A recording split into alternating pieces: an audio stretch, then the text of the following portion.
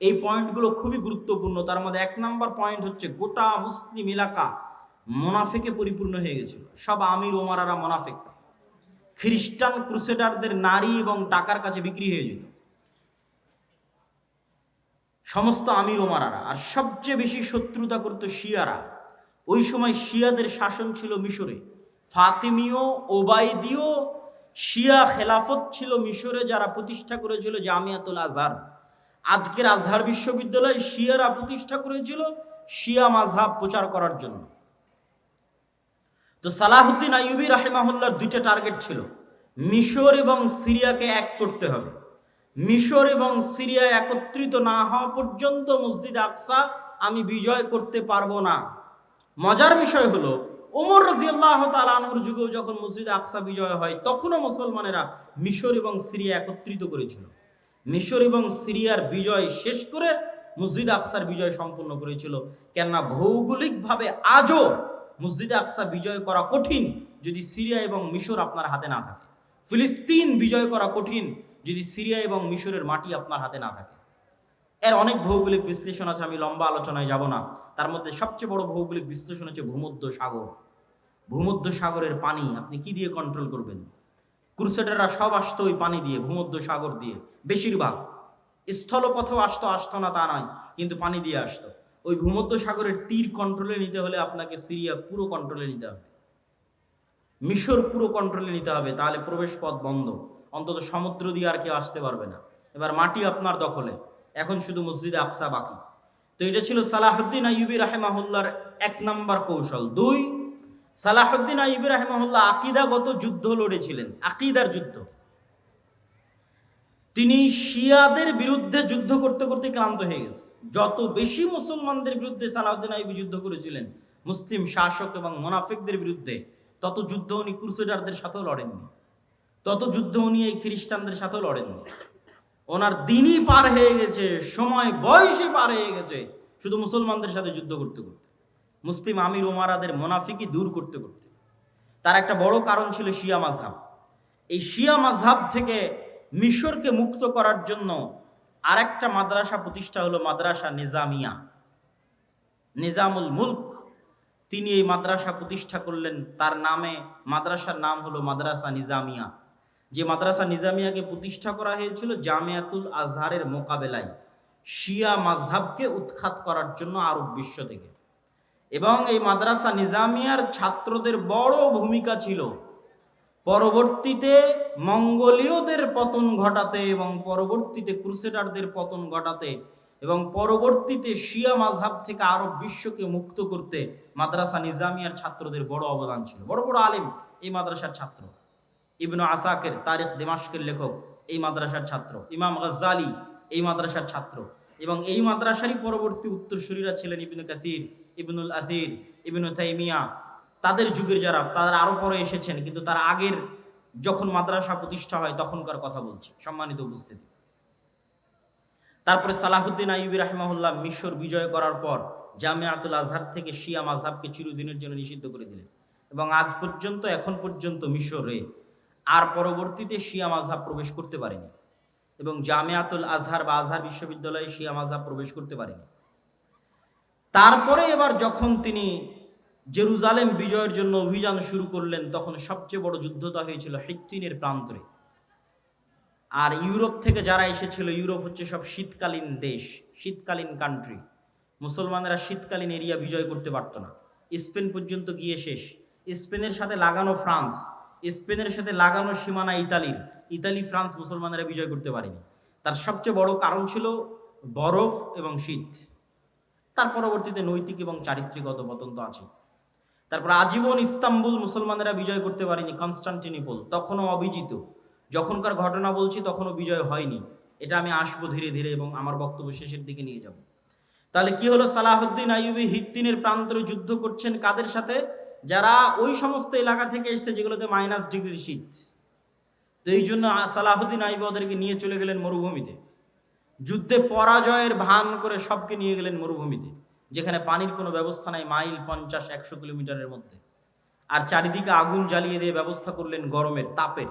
যুদ্ধ ছিল জুন জুলাইয়ের মৌসুম, উপরে সূর্যের তাপ, নিচে মরুভূমির তাপ। আর চারিদিকে আগুনের তাপ, এই তাপ সহ্য করার জন্মগত ক্ষমতা আরবদের আছে, কেননা তারা মরুভূমিতেই বড় হয়েছে। আর যারা ক্রুসেডাররা এসেছে তারা সব এসেছিল শীত দেশ থেকে, এই জন্য গরমে গায়ের সব বর্ম, লোহার বর্ম তারা খুলে ফেলতে বাধ্য হয় এবং যুদ্ধে তাদের পরাজয় সুনিশ্চিত হয়। তবে মজার বিষয় কি? মজার বিষয় হচ্ছে ওমর রাদিয়াল্লাহু তাআলা আনহু মসজিদ আকসা বিজয় করেছেন, এক ফোঁটা রক্ত পড়েনি। সালাহুদ্দিন আইয়ুবী মসজিদ আকসা বিজয় করেছেন, এক ফোঁটা রক্ত পড়েনি। এবং আমি বিশ্বাস করি তৃতীয়বার যখন মসজিদ আকসা বিজয় হবে তখনও এক ফোঁটা রক্ত পড়বে না। এই ধারাবাহিকতা বজায় থাকবে, আল্লাহ সুবহানাহু ওয়া তাআলা সেই ব্যবস্থা করে দিবেন, এটা বিশ্বাস করি অন্তর থেকে ইনশাআল্লাহ। সম্মানিত উপস্থিতি, তাহলে একটা গেল আল্লাহ সালাহুদ্দিন আইয়ুবীর মাধ্যমে মসজিদ আকসা বিজয় করলেন। আর একটা হচ্ছে আইনে জালুতের যুদ্ধ, মঙ্গোলীয়রা বাগদাদের পতন ঘটিয়ে এগিয়ে যাচ্ছে, তিনটা মসজিদ একত্রে তাদের দখলে চলে আসবে। জেরুজালেম দখলে আসবে, মক্কায় দখলে আসবে, মদিনা দখলে আসবে। তিনটা মসজিদকে বাঁচানোর মতো ওই সময় আর কোনো শক্তিশালী শাসক ছিল না, মামলুক, মিশরের মামলুকরা ছাড়া। সালাহুদ্দিন আইয়ুবীর পরপরই 50-100 বছরের মাথায় মঙ্গোলীয়দের এই ঘটনাগুলো। তখন মামলুকদের বাদশা ছিল সাইফুদ্দিন কুতজ, জাহিরুদ্দিন আল বেরবাস। তাদের সাথে যুদ্ধে সর্বপ্রথম মঙ্গোলীয়রা পরাজয় ঘটে। তাহলে একদিকে জেরুজালেম উদ্ধার হলো, মঙ্গোলীয়দের পরাজয় হলো। পরবর্তীতে মঙ্গোলীয়দের কি হলো? পরবর্তীতে মঙ্গোলীয়রা নিজেরা ইসলাম গ্রহণ করে নিল। এই জন্য আজকে যত পাকিস্তান, ইন্ডিয়াতে খান দেখেন, মুসলমানেরা সব খান, এরা সব হচ্ছে মঙ্গোলীয়দের বংশধর। মঙ্গোলীয়রা পরবর্তীতে সব ইসলাম গ্রহণ করে নিয়েছিল। তার সবচেয়ে বড় কারণ ছিল মঙ্গোলীয়রা ছিল অশিক্ষিত, মূর্খ, অসভ্য। আর তারা মুসলমানদের যে সমস্ত নারী পুরুষদের ধরে নিয়ে যেত, এরা সবাই ছিল শিক্ষিত, উচ্চ মার্গের শিক্ষিত মুসলমান নারী এবং পুরুষরা। তাদের সাথে বিবাহ বন্ধনে আবদ্ধ হওয়ায় ধীরে ধীরে ধীরে ধীরে তাদের পরবর্তী জেনারেশন ইসলাম গ্রহণ করে ফেলে। আর ক্রুসেডাররা কি হলো? ক্রুসেডাররা ফিরে চলে গেল ইউরোপে এবং আজ অবধি তারা ক্রুসেড চালাচ্ছে, চলছেই ক্রুসেড। আচ্ছা, এই দুইটা সংকট কাটিয়ে উঠে মুসলমানদের কোনো অর্জন আছে? আছে। স্পেন মুসলমানেরা ফিরে পায়নি, কিন্তু স্পেনের পরিবর্তে আল্লাহ মুসলমানদেরকে এরপরই, স্পেনের পরিবর্তে আল্লাহ মুসলমানদের এই দীর্ঘদিন যাবৎ মুসলমানেরা কুস্তুনতুনিয়া বিজয় করতে পারে না। কুস্তুনতুনিয়া বিজয়ের ইতিহাস পড়ে দেখেন, কত শত শত সাহাবি, আল্লাহর তাবি, সাহাবিদের তাবি, তাবে তাবি এই কুস্তুনতুনিয়া যুদ্ধে শহীদ হয়েছে, যত চেষ্টা করেছে পারেনি। আবু আইয়ুব আল আনসারী রাদিয়াল্লাহু তাআলা আনহু এই কুস্তুনতুনিয়া বিজয় করতে এসে শহীদ হয়ে গেছে। এই কুস্তুনতুনিয়া বিজয়ের তৌফিক আল্লাহ দিলেন কখন? ক্রুসেডারদের হাতে মসজিদ আকসা হারানোর পরে, আবার মসজিদ আকসা ফিরে পাওয়ার পরে। মঙ্গোলীয়দের হাতে মুসলমানদেরকে চরম শাস্তি এবং আযাব দেওয়ানোর পরে, আবার মঙ্গোলীয়দের হাত থেকে সে আযাব এবং শাস্তি থেকে মুক্তি দেওয়ার পরে।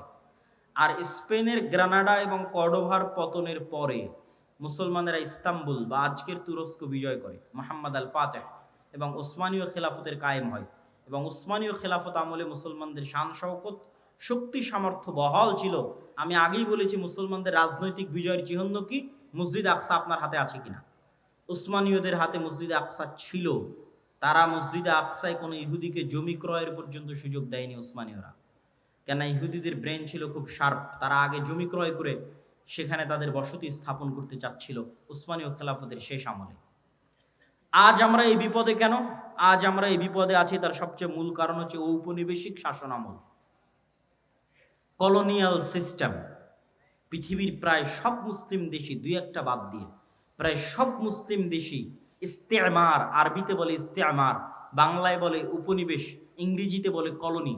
প্রায় সব মুসলিম দেশই ইউরোপের কোনো না কোনো দেশের কলোনি ছিল নিকট অতীতে। এটা হচ্ছে আমাদের উসমানীয় খেলাফতের পতনকাল থেকে নিয়ে আজ পর্যন্ত এই 150, 200, 300 বছরে, মানে আমরা যে জেনারেশন এখন অবস্থান করছি, এটার লাস্ট 200 বছর বা 250 বছর পৃথিবীর কোনো না কোনো মুসলিম দেশ, কোনো না কোনো ইউরোপিয়ান কান্ট্রির কলোনি ছিল। আমরাও 1947-এর আগ পর্যন্ত ব্রিটিশের কলোনি ছিলাম। তো 1947 তো ভাই এই কয়দিন আগের কথা। অনেকের দাদাও এখনো জীবিত আছে যারা 47 দেখেছে, এখনো জীবিত আছে। তো 47 তো কালকের কথা। তো 47-এর আগ পর্যন্ত আমরা ব্রিটিশদের গোলাম ছিলাম। এরকম সারা পৃথিবীর প্রায় সব মুসলিম দেশ কোনো না কোনো ইউরোপিয়ান কান্ট্রির গোলাম ছিল। এবং এর উপর আমার লম্বা বিস্তারিত আলোচনা আমি গতকাল করেছি।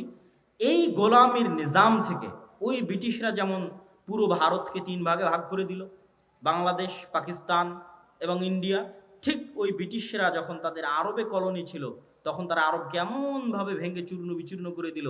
কাতার নামে পৃথিবীতে কোনো দেশই ছিল না, আরব আমিরাত নামে পৃথিবীতে কোনো দেশই ছিল না, জর্ডান নামে পৃথিবীতে কোনো দেশই ছিল না, ইসরায়েল নামে পৃথিবীতে কোনো দেশই ছিল না, লেবানন নামে পৃথিবীতে কোনো দেশই ছিল না। ঠিক তেমনি বাংলাদেশ বা পাকিস্তান নামে পৃথিবীতে কোনো দেশ ছিল না। এগুলো সব ওই যে ইস্তেমার, কলোনিয়াল সিস্টেম। ওরা যখন এই দেশগুলো ছেড়ে গেছে তখন ডিভাইড অ্যান্ড রুল, ভাগ করে গেছে, নতুন দেশ তৈরি করে গেছে। তো ওই শাম সিরিয়াকে জর্ডানে ভাগ করেছে, লেবাননে ভাগ করেছে, একটু দিয়েছে জর্ডান, একটু দিয়েছে লেবানন, একটু দিয়েছে কাতার, একটু দিয়েছে আরব আমিরাত, একটু দিয়েছে বাহরাইন, একটু একটু করে দিয়ে ওর মধ্যে থেকে ইসরায়েল বের করেছে। ওর মধ্যে থেকে অল্প একটু জায়গা বের করেছে ইসরায়েলের জন্য। অনেক দীর্ঘদিনের সুপরিকল্পনার ফসল এবং মুসলমানদের অধপতনের ফসল, মুসলমানদের উপর আল্লাহর আযাব এবং গজবের যে আলামত সেটার প্রমাণ। আর এই আযাব এবং গজব থেকে উদ্ধার হওয়া সম্ভব নয় আমল এবং ইমানে পরিবর্তন ছাড়া। আমল এবং ইমানে পরিবর্তন ছাড়া সম্ভব নয়। আমি আপনাকে চ্যালেঞ্জ দিয়ে বলতে পারি, যেই ইহুদিরা ইসরায়েলে আছে তারা তাদের ধর্ম পালনে, আপনারা আপনাদের ধর্ম পালনে যতটুকু অ্যাক্টিভ তার চেয়ে বেশি অ্যাক্টিভ। কথা মনে হয় আমার বুঝতে পারেননি। আপনাদের কতজনের মুখে দাঁড়িয়ে আছে, আর ইহুদি একটা পল্লী মহল্লায় গিয়ে দেখবেন ওদের কতজনের মুখে দাঁড়িয়ে আছে। ইহুদিরা সারা পৃথিবীর মানুষকে চায় যে তারা খারাপ থাকুক, কিন্তু তারা নিজেরা ভালো থাকবে। সারা পৃথিবীর মানুষ মদ খেলে, জুয়া খেললে তাদেরকে গোলাম বানানো সহজ, কিন্তু তাদের সন্তানেরা যদি জুয়া খেলে, মদ খায়, তাহলে তারা পৃথিবী শাসন করতে পারবে না।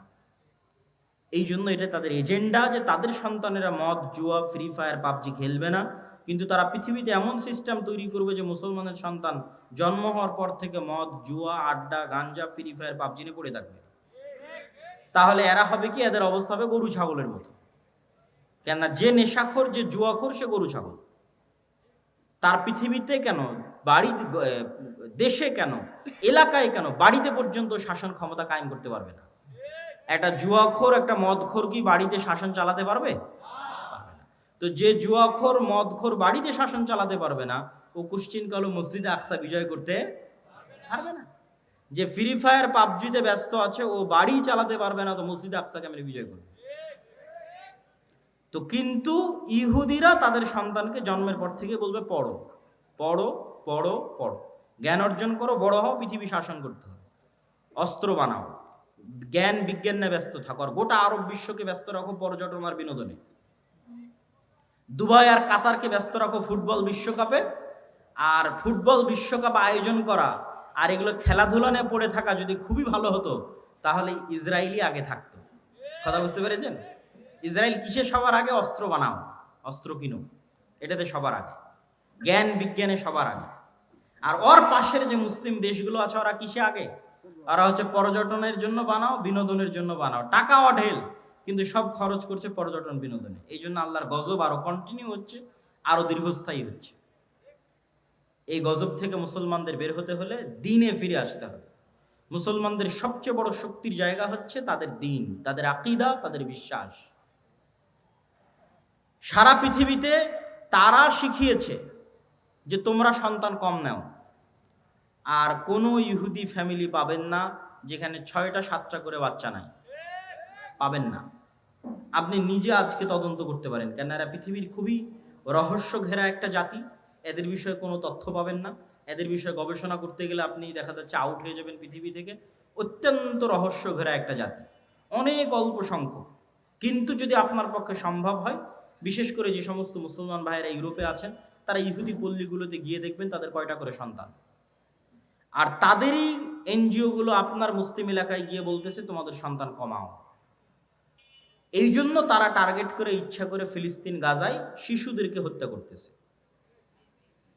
ঠিক যেমন ফেরাউন বানু ইসরায়েলের শিশুদেরকে হত্যা করত। তাহলে দুইভাবে আপনার শিশুকে হত্যা করতেছে, এক বম মেরে হত্যা করতেছে, আর এক আপনার মাথায় দিয়ে দিয়েছে যে আপনি 2টার বেশি যেন সন্তান না নেন। কিন্তু সে জন্ম দিচ্ছে 6টা 7টা 8টা 10টা করে।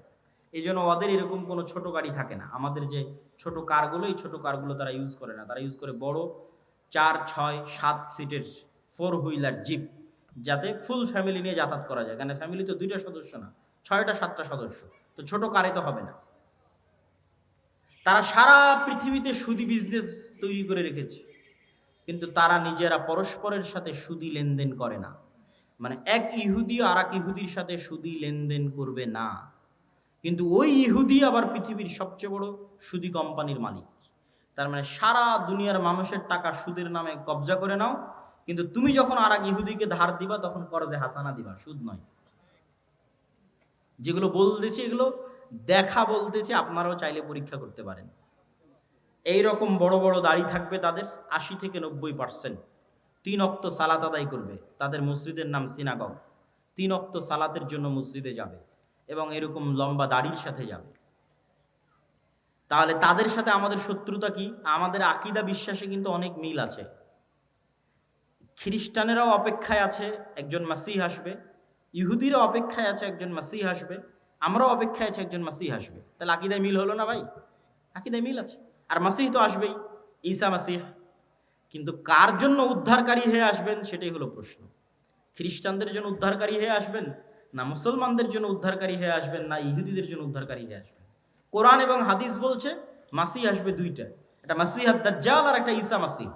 মাসিহ আদ-দাজ্জাল হবে ইহুদিদের উদ্ধারকারী, আর ঈসা আলাইহিস সালাতু ওয়াস সালাম হবেন মুসলমানদের উদ্ধারকারী। সম্মানিত উপস্থিতি, এরকম আকীদা বিশ্বাসে আরো মিল আছে। তারাও এক পৃথিবীতে এক আল্লাহর ইবাদত করে, মানে আল্লাহর একত্ববাদে বিশ্বাস করে সামান্যতম হলেও। তাদের মধ্যেও শিরক আছে, কিন্তু যেমন আমাদের ব্রেলভী ভাইয়েরা যেমন তাদের মধ্যে শিরক থাকলেও তারা এক আল্লাহ বিশ্বাস করে, এরকম এক আল্লাহ বিশ্বাস করে। দিনের মধ্যে একটা দিন হচ্ছে ইহুদি দিন। ইহুদিরা খ্রিস্টানদের মতো তৃত্ববাদে বিশ্বাস করে না। খ্রিস্টানরা কিন্তু 3টে দিনে বিশ্বাস করে, 3টে রব বা খোদায় বিশ্বাস করে, তারা একটাই বিশ্বাস করে। মুসলমানেরাও একটাই বিশ্বাস করে। তাহলে শত্রুতা কোথায়? শত্রুতা আমাদের পক্ষ থেকে নয়। মুসলমানেরা কোনোদিনই জাতিগতভাবে ইহুদিদের সাথে শত্রুতা করেনি। ওমর রাদিয়াল্লাহু তাআলা আনহুকে খ্রিস্টান পাদ্রীরা জোর করে লিখিয়েছে চুক্তির মধ্যে, যে আপনি লেখেন চুক্তিতে যে জেরুজালেমে আপনি কোনো ইহুদিকে বসবাস করতে দিবেন না। তারা নিজে থেকে বলেইনি কখনো। ওমর রাদিয়াল্লাহু তাআলা বরং তাদের সাথে এটা বলে রেখেছে যে তোমরা যত কড়া করে বলতেছে, এত কড়া করে তো করা ঠিক হবে না। তারা চাচ্ছিল, পাদ্রীরা চাচ্ছিল যে কোনো ইহুদি যেন আসতেই না পারে, এবং তারা আসতে দিত না। ঈসা আলাইহিস সালাতু ওয়াস সালামের মৃত্যুর পর থেকে নিয়ে ওমর রাদিয়াল্লাহু তাআলা আনহুর মসজিদ আকসা বিজয়ের আগ পর্যন্ত খ্রিস্টানরা কোনো ইহুদিকে জেরুজালেমে প্রবেশ করতে দিত না। তো ওমর রাদিয়াল্লাহু তাআলা বলছে, এত বড় অমানবিক আইন আমি কিভাবে বাস্তবায়ন করতে পারি? তখন খ্রিস্টানরা বলল, ঠিক আছে, আপনি যদি এত বড় আইনকে অমানবিক বলেন, তাহলে এতটুকু অন্তত আমাদের কনফার্মেশন দেন যে আপনি এই জেরুজালেমে ইহুদিদের স্থায়ী বসবাস করতে দিবেন না। আসুক, আসা মসজিদ আকসা দেখে ঘুরে চলে যাক, তাদের পবিত্র জায়গা যেগুলো আছে সেগুলো দেখে ফেরত চলে যাক। ওমর রাদিয়াল্লাহু তাআলা বললেন, ঠিক আছে। ইহুদিদের সাথে জাতিগত বিদ্বেষ কখনই মুসলমানেরা করে। ইহুদি লেখকরা লিখে গেছে যে তাদের যে পুরো জাতির হিস্ট্রি, এই হিস্ট্রির মধ্যে তাদের সবচেয়ে স্বর্ণযুগ ছিল স্পেন। স্পেনে যখন মুসলমানদের শাসন ছিল, তখন সারা পৃথিবীর নির্যাতিত অত্যাচারিত ইহুদিরা স্পেনে এসে আশ্রয় নিয়েছিল, আর মুসলিম বাদশাহ শাসকরা তাদের আশ্রয় দিয়েছিল, মানবিক কারণে আশ্রয় দিয়েছিল। কেন? সারা পৃথিবীতে খ্রিস্টানরা তাদের উপর অত্যাচার করতো, জুলুম করতো, আর এটা তাদের উপর আল্লাহ গাজাব এবং গজব হিসেবে কোরআনে লিখে রেখেছেন যে এটা তাদের জন্য আযাব এবং গজব, যে তাদের কোনো দেশ হবে না, আলাদা স্বাধীন কোনো দেশ তাদের জন্য হবে না। তো এই জন্য জাতিগত বিদ্বেষ আপনি মুসলমানদের থেকে পাবেনই না। তাহলে সমস্যা তাদের পক্ষ থেকে, তাদের অন্তরে এটা চরম আকারে সুপারিয়রিটি। পৃথিবীর সবচেয়ে ভয়ঙ্কর 2টা জাতি সুপারিয়রিটিতে বিশ্বাস করে, একটা হিন্দুদের মধ্যে ব্রাহ্মণ, আর একটা হচ্ছে ইহুদি। চরম আকারের সুপারিয়রিটিতে বিশ্বাস করে যে আমরা ডাইরেক্ট খোদার সন্তান, নাউজুবিল্লাহ, আল্লাহর সন্তান। ব্রাহ্মণেরা বিশ্বাস করে আমরা আল্লাহর মাথা থেকে তৈরি হয়েছি, ওরা বিশ্বাস করে আমরা আল্লাহর সন্তান। পৃথিবীতে আমরা বাদের যারা আছে সব আমাদের গোলাম, সবার বউ আমাদের জন্য হালাল, সবার ছেলে মেয়েকে জবাই করাও আমাদের জন্য হালাল, এতে আমাদের কোনো গুনাহ হবে না। কত রকমের এক্সট্রিম লেভেলের সুপারিয়রিটিতে তারা বিশ্বাস করে। এই সুপারিয়রিটির জায়গায় সবচেয়ে বড় আঘাত, সবচেয়ে বড় ধাক্কা দিয়েছে মুহাম্মদ সাল্লাল্লাহু আলাইহি ওয়াসাল্লাম। কি জন্য? তাদের এই সুপারিয়রিটির দাবির ভিত্তি হচ্ছে তারা ইব্রাহিমের সন্তান, ইসহাকের বংশধর। এটাই দাবির ভিত্তি। তো মুহাম্মদ সাল্লাল্লাহু আলাইহি ওয়াসাল্লাম এসে দাবি করলেন আমি ইব্রাহিমের আর এক সন্তান ইসমাইলের বংশধর। এই জায়গায় হলো বংশগত দিক থেকে সবচেয়ে বড় অ্যাটাক, যে আমরা যেই রক্তের হওয়ার কারণে ফাখর করি, অহংকার করি, গর্ব করি, আল্লাহ শেষ নবী আমাদের বাইরে ওই রক্তের মধ্যে ইব্রাহিমের আর এক সন্তান ইসমাইলের মধ্যে দিয়ে দিলেন, ইসমাইল আলাইহিস সালাতু ওয়াস সালামের মধ্যে। তাহলে তাদের সুপারিয়রিটিতে সবচেয়ে বড় আঘাত হানলেন কে? মুহাম্মদ সাল্লাল্লাহু আলাইহি ওয়াসাল্লাম। যে তোমাদের সুপারিয়রিটি এখন থেকে শেষ, তোমাদের বানি ইসরাইলের জন্য আল্লাহর যা রহমত বরকতের ঘোষণা ছিল সব টোটালি অফ। এখন রহমত এবং বরকত যা হবে সব উম্মতে মুহাম্মাদির জন্য। ইব্রাহিম আলাইহিস সালাতু ওয়াস সালামের সন্তান ইসমাইল এবং আল্লাহ নবী দোয়া করলেন, আল্লাহুম্মা সাল্লি আলা মুহাম্মাদিন ওয়া আলা আলি মুহাম্মাদ কামা সাল্লাইতা আলা ইব্রাহিম ওয়া আলা আলি ইব্রাহিম। হে আল্লাহ, মুহাম্মদ সাল্লাল্লাহু আলাইহি ওয়া সাল্লাম এবং তার পরিবারের উপর ওই রকম রহমত বরকত নাজিল করুন যেমন ইব্রাহিমের পরিবারের উপর নাজিল করেছিলেন। আল্লাহুম্মা আমিন। আমরা দরুদে সেটা পড়ি সব সময়। তাহলে তাদের সুপারিয়রিটিতে সবচেয়ে বড় আঘাত দিলেন মুহাম্মদ সাল্লাল্লাহু আলাইহি ওয়াসাল্লাম। এই জন্য মুহাম্মদ সাল্লাল্লাহু আলাইহি ওয়াসাল্লামকে এইভাবে হত্যার চেষ্টা মক্কার কুরাইশরাও করেনি যেভাবে তারা করেছিল, কেন এটা তাদের ইগোতে আঘাত করেছে। আজও তারা বানু ইসমাইলের সন্তানদেরকে হত্যা করতেছে এই একটা কারণেই, যে তাদের সুপারিয়রিটির জন্য সবচেয়ে বড় চ্যালেঞ্জ হচ্ছে ইসলাম এবং মুসলমানরা। কেন তারা যে মিল্লাতে ইব্রাহিমের দাবি করে ওই মিল্লাতে ইব্রাহিমের যোগ্য এবং সত্য দাবিদার, যোগ্য এবং সত্য উত্তরসূরি হচ্ছে মুহাম্মদ সাল্লাল্লাহু আলাইহি ওয়াসাল্লাম এবং তার অনুসারীরা। এবং তাদের ধর্মগ্রন্থে লেখা আছে যে ইব্রাহিম আলাইহিস সালাতু ওয়াস সালামের আরেক স্ত্রী হাজেরা এবং হাজেরার সন্তান ইসমাইলকে মক্কায় রেখে আসা হয়েছে। তাদের ধর্মগ্রন্থে লেখা আছে তোমাদের ভাইদের মধ্যে আল্লাহ শেষ নবী পাঠাবে। ওরা মনে করে আছে আমাদের ভাইদের মধ্যে মানে বা ইব্রাহিম আলাইহিস সালামের দুই সন্তানও তো পরস্পরে ভাই, ভাই না ভাই না? ইসহাক এবং ইসমাইল পরস্পরে ভাই না ভাই না? ভাই।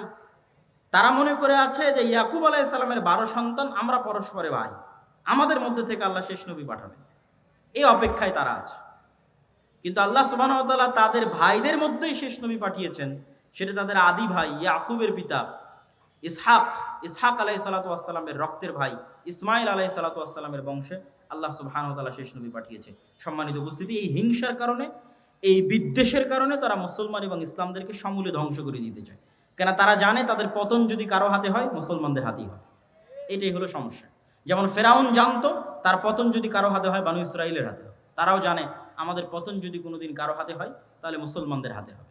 সম্মানিত উপস্থিতি, আমি আমার এই দীর্ঘ ঐতিহাসিক বিশ্লেষণ থেকে আপনাদের কাছে এতটুকুই আহ্বান জানাবো, দিনে ফিরে আসা ছাড়া আপনি তাদের সাথে মোকাবেলা করবেন অথচ আপনার মধ্যে দিন নাই, তাহলে কি দিয়ে মোকাবেলা করবেন?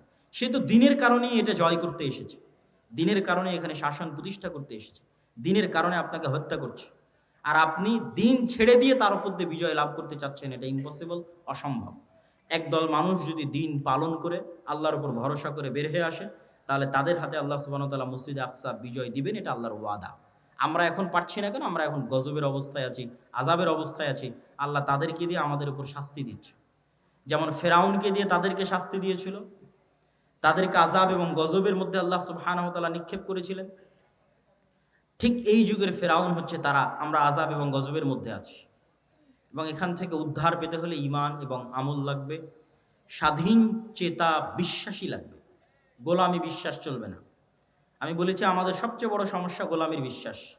মুসা আলাইহিস সালাম যদি বানু ইসরাইলের ঘর বাড়িতেই লুকিয়ে লুকিয়ে মানুষ হতেন, উনি জীবনে কোনোদিন ওই ফেরাউনের বংশের কিবতীকে এক থাপ্পড়ে হত্যা করতেন না। কেন না? বানু ইসরাইলের সাথে পালিয়ে পালিয়ে মানুষ হতে হতে অন্তর ছোট হয়ে যেত। কথা আমার বুঝতে পারছেন? তো মুসা আলাইহিস সালামকে আল্লাহ মানুষ করলেন ফেরাউনের ঘরে। তো ফেরাউনের ঘরে উনি স্বাধীন চেতা হয়ে মানুষ হয়েছে, যে একটা মানুষের পূর্ণ অধিকার সুযোগ সুবিধা কি হওয়া উচিত। ওই অবস্থায় বড় হয়ে যখন দেখছে তার বংশের মানুষকে আর একজন মারছে, তখন দিয়েছে এক থাপ্পড়, এক থাপ্পড়ে মরে গেছে। তো এক থাপ্পড় দেওয়ার জাজবা কোথায় থেকে আসলো?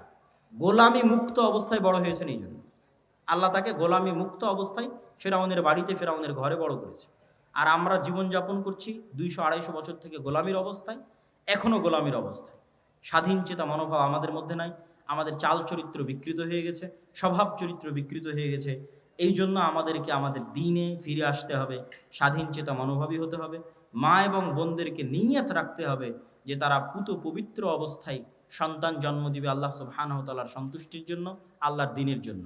কখনো বেহায়াইপনা দিয়ে পুরুষ জন্ম দেওয়া সম্ভব নয়। বেলেল্লাপনা দিয়ে মুজাহিদ পুরুষ জন্ম দেওয়া সম্ভব নয়।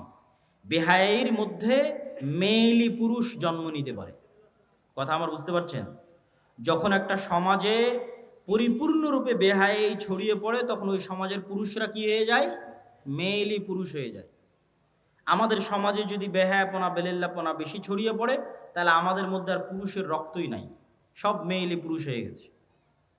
এদের দিয়ে কোনোদিন জেহাদও হবে না, এদের দিয়ে মসজিদে আকসাও বিজয় হবে না। তাহলে পুরুষ জন্ম দিতে হবে। পুরুষকে জন্ম দিতে পারবে পুত পবিত্র বেহায়াপনা বেলেল্লাপনা মুক্ত অবস্থায় যে থাকবে, সে পুরুষ সিংহ, বাঘ, বীর সিংহ সালাহুদ্দিন আইয়ুবী, তারেক বিন জিয়াদের মতো সন্তান জন্ম দিতে পারবে, স্বাধীন চেতা সন্তান জন্ম দিতে পারবে, মেয়েলি পুরুষ নয়। এই জন্য পর্দার গুরুত্ব আছে ইসলামে। সম্মানিত উপস্থিতি, বক্তব্য আলোচনা করতে গেলে আরও দীর্ঘায়িত হয়ে যাবে। আমরা আজকে যে উদ্দেশ্যে এখানে একত্রিত হয়েছি সেটা হচ্ছে আর দাওয়া ইলাল্লাহর পক্ষ থেকে মসজিদ ভিত্তিক দিন শিক্ষা কার্যক্রম। আমরা 4টে জেলার 126টা মসজিদ সফর করেছি, আপনার এলাকাতেও এসেছি। আপনাদের চারঘাটে সফর করেছি, আপনাদের বাঘায় সফর করেছি, আপনাদের পুঠিয়াতে সফর করেছি। হয়তো সফরের সময় আপনারা ছিলেন না বা জানতেন না, হয়তো সেভাবে বুঝতে পারেননি, কিন্তু আমরা আমাদের মতো 126টা মসজিদ সফর শেষ করেছি। আমাদের সফরগুলো আবারও শুরু হবে ইনশাআল্লাহ, এবং 200 থেকে 250টার মতো মসজিদে আমাদের মসজিদ ভিত্তিক দিন শিক্ষা, মক্তব শিক্ষা কার্যক্রম পরিচালিত আছে। আমরা চাই যে মুসলমানের সন্তানেরা 2 থেকে 2.5% মাদ্রাসায় যায়, বাকিরা মাদ্রাসায় যায় না। তাদেরকে আজকের এই একদিনের বক্তব্য দিয়ে দিন শেখানো সম্ভব? এখানে আপনারা যতজন আছেন তাদেরকে আজকে আমি পূর্ণ দিন শিখিয়ে দিতে পারবো? পারবো। এখানে শত শত স্কুল কলেজের ছাত্র আছে, এদেরকে আজ আধা ঘন্টা 1 ঘন্টা বক্তব্য দিয়ে কি দিনের জ্ঞান দিব? তাদেরকে দিনের জ্ঞান দিতে পারবো যদি এই অঞ্চলের সব মসজিদে দিন শিক্ষার শক্তিশালী ব্যবস্থা, মসজিদে দিন শিক্ষার ব্যবস্থা তৈরি হয়। এই জন্য প্রত্যেক মসজিদ কমিটির প্রতি আমাদের উদাত্ত আহ্বান থাকবে, আমাদের সাথে হোক, আমাদের আলাদা হোক, আমাদের সিলেবাস অন্তত রেডি। আপনি আমাদের সিলেবাসটা অন্তত আপনার মসজিদে মক্তবে চালু করুন।